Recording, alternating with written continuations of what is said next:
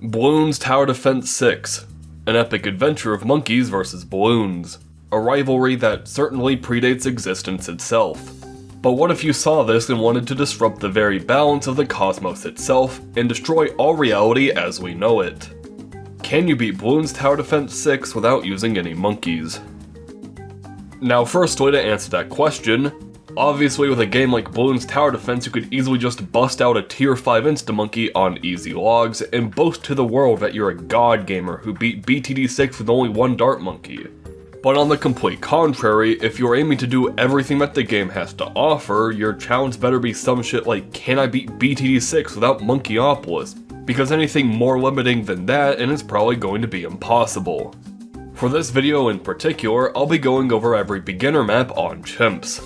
I originally was going to cover every map, but then I came to the realization that I'm a mortal man, and trying to fit in almost 60 maps into one video while simultaneously making it entertaining and not falling into a mental collapse is near impossible. But I did get the chimps on almost every map, so expect to see a few more BTD6 challenges in the future. Onto the actual video now. What towers do we have at our disposal? We have the Tack Shooter, the Spike Factory, the Bomb Shooter, the Monkey Village, and 3 entire heroes. Yes, I know these are normally monkeys, but this is an octopus, this is an alien, and this is a snowman. Unless Area 51 has discovered an extraterrestrial being's DeviantArt account, these aren't monkeys. Also, I won't be doing any Schrodinger's monkey bullshit like, well, you can't see the monkey in Operation Dartstorm, so he can't prove he's not there. Despite technically being true, is not the Neutron style, so we're not going to be doing that. Lastly, this video is sponsored by me. Again, because I'm starting to have a feeling I might be burning down a few bridges. Here's a Twitch that I stream on sometimes, here's a Patreon for those of you who have disposable income, and here's a server that can only be described as special at best. Alright, now that that's over with, let's go ahead and jump straight into Monkey Meadow. But not before our sponsor Raid Shat. Starting off in Monkey Meadow, one thing is already incredibly evident about this challenge, and that's how little freedom you have in your defense in the first few rounds. Every map is either going to start with 1 upgraded Tack Shooter or 2 unupgraded Tack Shooters. The Bomb Shooter doesn't fire quick enough to consistently deal with the first few rounds, and all the heroes we start off with are too expensive to buy on round 1. But once you get past those first few rounds, you have quite a bit of liberties in what you want to do next. You can upgrade those Tack Shooters, you can save up for a hero, a village, a bomb shooter. The only thing that you really need to be careful of is the first few camos, because unless you have ETN, you're going to have to build a Spike Factory. And in the middle rounds, if you don't have a bunch of Spike Factories or you don't have a radar scanner, you're probably dead. It's because of this reason that ETN is by far the best hero we have at our disposal. In the early game you don't have to worry about the early camo rounds, and in the mid game you just have global camo detection. And as a hero, he's pretty solid. Between the range, ignoring line of sight, and having a hugely devastating cooldown starting at level 10, he's by far the best hero we have access to, and probably the best hero for this comp to begin with. Even if I had access to every hero, I have a feeling I'd be using ETN by far the most. Anyways, sorry for the slight tangent. On Monkey Meadow, I set up a pretty basic defense of 2 overdrives and 2 rings of fires, which was more than capable of defending me until I was able to buy the primary expertise. This is an incredibly impactful upgrade for the rest of the run, since 2 out of 3 of the other towers at our disposal are primary, so being able to up their damage and make them cheaper is already good to begin with, but its attack is no joke either. So expect to be seeing this a lot. It's probably the upgrade I used most in this entire run. Do you remember how I said like 30 seconds ago, sorry for the tangent? I lied. I'm never actually sorry, I just put that in as a segue in my scripts. Am I gaslighting you? Yeah, am I manipulative? I guess. Anyways, MOAB Maulers. With the primary expertise, you're able to buy 230 MOAB Maulers for the incredibly low price of $1,620, or 032, but typically you want 230. When compared to its usual price of $3,400, being able to spam these is incredibly good and is even better with Octo Jones, so expect to see this strategy a few times in the future.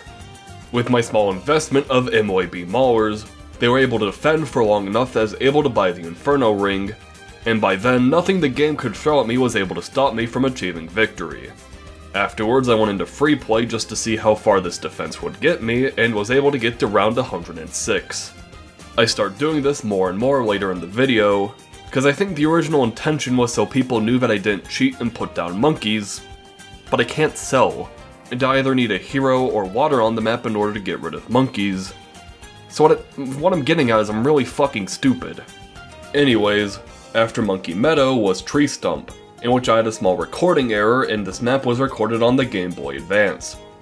It's the only time that it happens in this video, but I thought I'd let you know in case you're about to comment below that I'm not a real BTD6 gamer for not playing the game in widescreen 4K 650 FPS with nudity mods installed. The opening strategy I went for here was ETN alongside a Hotshots, and that got me far enough to obtain a primary mentoring, which alongside a few tack shooters at the beginning of the track, was able to fend off long enough for me to get a tack zone. The tack zone is yet another upgrade that you can expect to see throughout the rest of the run. Other than the primary expertise, it's by far the best stepping stone tower we have access to since most tier 5s are a little bit expensive. So I let the tack zone carry me throughout the rest of the game. I got a permaspike at round 82, a primary expertise at round 92, and after that, the only round that gave me issues was 99, which was easily solved with a 240 spike factory. And once we beat round 100, we moved on to Town Center. For this, I decided to take Octo Jones instead of Edian for the previously mentioned MLB Mauler strategy. Without ETN, the opening was a bit more difficult, requiring me to spend more money on tack shooter upgrades and an early spike factory, which I should probably elaborate on. If you don't choose ETN, you have to build a spike factory during the early game. That's because without ETN, there's only one option you have for camo detection, and that's getting a radar scanner village. And although it's good and cost effective and all things nice, you're not getting that by round 24. If you do, you're probably just gonna die because you won't have enough defense to cover the exits, and in case you haven't noticed, I have one fucking life. Fortunately, the spike factory has two paths that scale fantastically into the mid to late game, so it isn't too much of an inconvenience. Anyways, once I got my spike factories and tack shooters upgraded, I put down my first top path monkey village alongside some overdrives to deal with the early rounds, and I was able to get my second village up to a primary expertise. Octo Jones buffed MLB Maulers alongside primary expertise is pretty fucking nutty, so once I got this set up, I just placed a few spike storms near the end in case of the worst, and I was able to obtain this epic victory royale. On Resort, I actually decided to not deploy any heroes at all because, it's Resort. Even with this arbitrary limitation, all I needed was 2 overdrives, a spike factory, a ring of fire, and a primary mentoring to get all the way to round 74. And then I bought the Inferno ring. There's some pretty good reasons why Resort is considered the easiest map in the game, even when compared to Logs. If your only competition is Logs, you probably don't really have any competition at all, really. After I got my Inferno ring, I just got a primary expertise and a few rings of fires for some reason, and I beat the absolute behemoth of a map that is Resort. After this was Skates, which I went for traditional 2 tack shooter opening into ETN, and then more tack shooter, and then more tack shooter, and then more tack shooter. And then, this is crazy and you're probably never going to believe it, Bloon Crush. This was not a very good idea. Not because Bloon Crush is bad, but every round took 28 goddamn years because I had no damage. I eventually got some spike factories at the very end for that exact reason, because if I'm going to sit around for 200 years and wait for my Bloon Crush to kill everything, I might as well have some thick spike piles at the end. After about 14 millennia, I beat Skates and I moved on to Candy Falls. I pressed Ctrl C and Ctrl V and used the exact same tack shooter ETN opener for the 15th time. Like I said earlier, tack shooters are my only opening strategy, so just comment below pretending I said something interesting here instead of just saying I made tack shooters at the beginning of every goddamn map. Hotshots go burr, Overdrive go burr, Monkey Village go blomp, Spectry go beep boop. I guess in eventful news, this is the first time I got Carpet of Spikes. Is there a good reason to buy Carpet of Spikes rather than just buying Spike Storms? Not in particular. but at least we get to cross off another tier 5 on our fun time Bloons adventure. Spectry went beep boop really fast, got to round 103, Spectry dieted, Winter Park. This map was honestly probably the hardest one I had to beat thus far. There's some decent tack shooter spots, but other than that, your best bet is probably primary expertise for consistent long-range damage. Bomb shooters can do alright, but I found their effectiveness on this map far from ideal. Especially in the later rounds, even with nearly $70,000 stockpiled, I had to test different towers and placements to beat round 98. I found that this weird ass comp of basically every fucking tower path did pretty alright. Did it do good in free play? Fuck no. Were there towers that would have been better? Absolutely. But at the end of the day, I still beat the level, and that's undisputable. Luckily, Carved is a lot easier with some fantastic tack shooter spots all over the map. Also, ETN is here again. Are you tired of his existence yet? Well, too bad. Find an Alien's Fur Affinity account if you want to dispute his usability here. The early game, despite everything, was still the early game, and I got my Overdrive Legion deployed, almost mostly symmetrical if you got rid of the Men in Black Monkey Village and the literal fucking alien right next to them. Will Smith isn't doing too fantastic today. Shut up. The Overdrive in the center was promoted to Attack Zone, and I got a perma-spike because there's very few things in life that give me a more secure feeling than this right here. And I also bought a Super Maelstrom at round 99 because it's cool looking, and the strategy got us all the way to round 108. I also apparently beat this level twice. I only found this out while scripting, but this also got to round 108, so apparently I just suck. Anyways, Park Path. I went for the sick and definitely viable strategy of 21 hotshots. Some of them were even promoted to Rings of Fires. Not too many though, we need to keep our tack shooters in line. So I employed a Super Maelstrom to ensure that the Rings of Fires don't rise up, and then I employed a Tack Zone to ensure that the Super Maelstrom doesn't rise up. We got a little tack shooter hierarchy set up here. Should this have worked? Probably not, but thinking makes my head hurt, so I'm not going to do it. Alpine Run. In a shocking twist that not even the Neon Genesis Evangelion fandom teamed up with the Rick and Morty fandom could even attempt to theorize, I opened up with 2 tack shooters and an ETN. Holy fucking shit. Anyways, I found that the best spot to upgrade my tack shooter is by the turn right before the straight line. I don't know. I'm not a marine biologist, I don't know if these track layouts have more technical terms, and to be entirely blunt, it's not a Davey Gunface video if I don't project personal life issues into a shitty and entirely unrelated tangent to whatever's going on screen right now. So you know what? We beat the level. No explanation is needed anymore. Here's Bug. We're on Frozen Over now. How'd that happen? Luckily, this map has a bunch of great locations where tack shooters get to rain havoc. Realistically, this right here is probably the best spot, but this one is closer to the beginning, meaning the game ends faster, meaning my ADHD brain gets to see the flashing lights faster. Cool. For the mid-game I got a Ring of Fire, an Overdrive, and a primary mentoring, and a Spectry that's trying its hardest to be loved. All of which was able to get me to a primary expertise, which alongside a bunch of overdrives was able to carry me to a Bloon Crush, which is miraculously still Bloon Crush. This comp was actually the one that got me the farthest out of everything else thus far, getting me all the way to round 119, after which was In the Loop, which is yet another map that the tack shooter can completely decimate. I decided that the first roundabout was going to be the home of the tack shooters, and shoot tacks they did. Lots and lots and lots of tacks. The late game strategy I used was to upgrade the central overdrive into a tack zone, and have a primary expertise in MIB to help deal the DDTs in the late game. Also for the last few rounds I upgraded my nearby Ring of Fire into an Inferno Ring, beat the map, and free played all the way to a staggering round 103. Although to be fair I didn't spend the last of my money, so I probably could have gotten further, but I digress. Cubism was up next, and I hate to sound like a broken record, but this is yet another fantastic map for the tack shooter. I put down a primary mentoring overlooking this area right here and upgraded 3 different tack shooters into all 3 paths, so I have options on what to upgrade for the late game. Yet again, I upgraded into the primary expertise because of that sick value, and then I got my Permaspike and Tack Zone to help stall out the late game, and MIB to help deal with DDTs, and then we moved on to free play.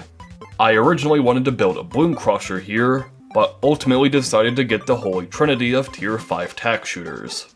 I don't know when Ninja Kiwi is going to be making the tack shooter Paragon, but I need it ASAP, please and thank you.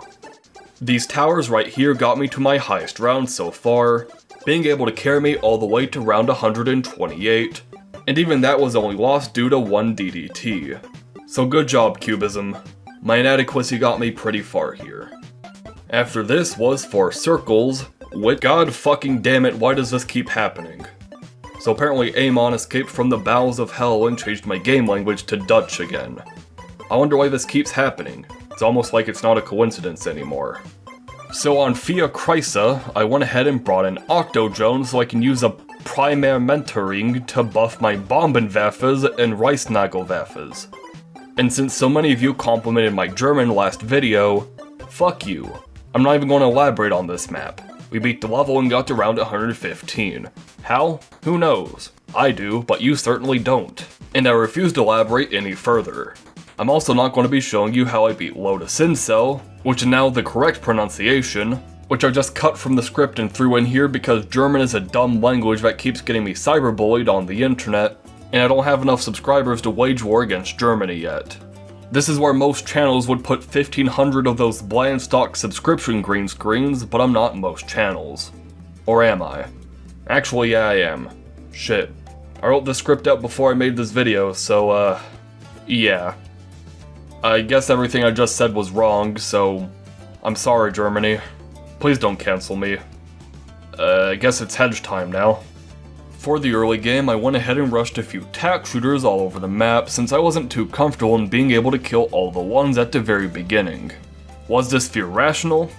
Just like most fears, not really. But it did work out pretty well, and I'd be lying if I said that these two in the middle didn't save me a few times. For the first tier 5, I went ahead and upgraded the first bottom path tack shooter at the very beginning into a tack zone, and then primary expertise. These two did well enough to protect my early game that I went for 052 carpeted spikes alongside an MIB to have a large amount of spikes all over the map at all times. And for the last few rounds, I added in a few MYB maulers and a super maelstrom to beat this and get to round 103. I don't know why it's always 103, seems to be a bit of a thematic, and I don't want to think, so why is this even in the script? Up next was End of the Road, where I controversially went for the insane outplay of using Fusty the Snowman. I know I already said that Etienne was by far the best hero, but I'll pull up a helpful infographic on screen for how much I've used each hero. It's a little bit biased.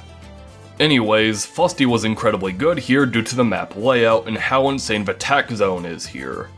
A spike factory, a tack sprayer, and a hot shots were all that I needed to buy for most of the early game, and then most of the mid game was saving up for a Lord and Savior, the tack zone, and then a primary expertise. Both of these were more than enough to get me to the mid 90s, where I did have to invest in an MIB because of DDTs, and then lastly I bought an Inferno ring which shredded through everything else. And in an unseen twist that nobody could have guessed, we died at round 103. I couldn't have seen that one coming. And lastly, up next was quite possibly the most difficult map that Ninja Kiwi has ever had the displeasure of unleashing onto the community. Bloody Puddles has absolutely nothing on the terror, that is logs. I went for a 3 tack shooter opening, the middle one going into the middle path, and the 2 alongside it both going into the top path.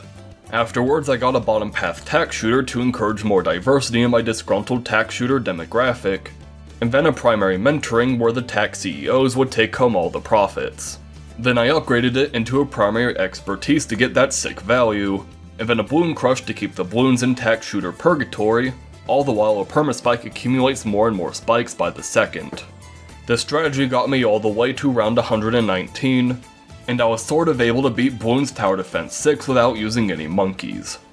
As always, a big thank you to my wonderful patrons who have enough disposable income to be listed at the end of my shitty videos, and a not so special thank you for all the poor plebeians who just watch my videos. You disgust me. Nah, all jokes aside, you're all pretty cool. I like all of you. XOXO loves you bunches. Bye.